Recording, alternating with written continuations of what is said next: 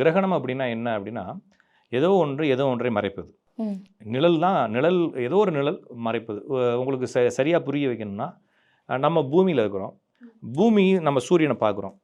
இந்த சூரியனுக்கு இடையில ஏதாச்சும் ஒரு பொருள் வந்தா என்ன ஆகும்னா, சூரியன் மறைக்கப்படலாம். நீங்க சயின்ஸோ இல்லைனா அந்த இந்த இது மாதிரி விஷயங்கள் படிச்சிருப்பீங்க இல்லைங்களா? ஃபிசிக்ஸை படிச்சிருப்பீங்க. பூமி இங்கே இருக்குது. நான் தான் பூமின்னு வச்சுக்கோங்களேன். சந்திரன் யாரை சுற்றி வருது? பூமியை பூமியை சுற்றி வருது. சுத்தி வருது. அப்போ நான் என்னை சுற்றி ஒரு ரவுண்டு சுற்றி வருதுன்னு வச்சுக்கோங்களேன். நீங்கள் சூரியன் வச்சுக்கோங்க. இந்த இடத்துக்கு சந்திரன் வரும்போது என்ன ஆகும்? மறைஞ்சிரும். அப்போ ஒரு பூமியை வந்து சந்திரன் எத்தனை நாளைக்கு ஒரு தடவை சுற்றுது அப்படின்னா 27 நாளைக்கு ஒரு தடவை, இல்லைன்னா 30 நாளைக்கு ஒரு தடவைன்னு வச்சுக்கோங்களேன். 30 நாளைக்கு ஒரு தடவை. அப்போ வருஷத்துக்கு 360 நாள்னு வச்சுக்கோங்களேன். எத்தனை தடவை இந்த சந்திரன் வந்து உங்களுக்கும் எனக்கு இடையில வரும்? 12 தடவை வரும்.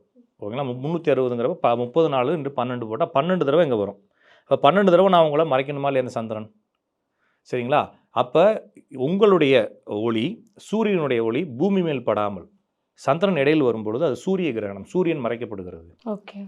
இந்த பக்கமாக சந்திரன் இருக்குன்னு வச்சுக்கோங்களேன். அப்போ உங்களுடைய ஒளி பூமியால் மறைக்கப்பட்டு சந்திரன் ஒரு சில நேரம் மறையிறது. ஏன்னா பின்னால் கூடிய சந்திரன் மேலே நிழல் பட்டு மறையிறது. அப்போ ஒரு ஆண்டுக்கு 12 தடவை பௌர்ணமியும் 12 தடவை அமாவாசையும் வருது. அப்போ மொத்தம் 24 முறைகள் நேர்கோட்டுக்கு வருது இந்த 3 கிரகங்களும். இப்போ 24 தடவையும் கிரகணம் நடக்கணும் இல்லையா? ஆனால் வருஷத்துக்கு 7 கிரகங்கள்லேருந்து 4லேருந்து 7 கிரகணங்கள் தான் நடக்கும். மீதி கிரகணங்கள் நடக்காது.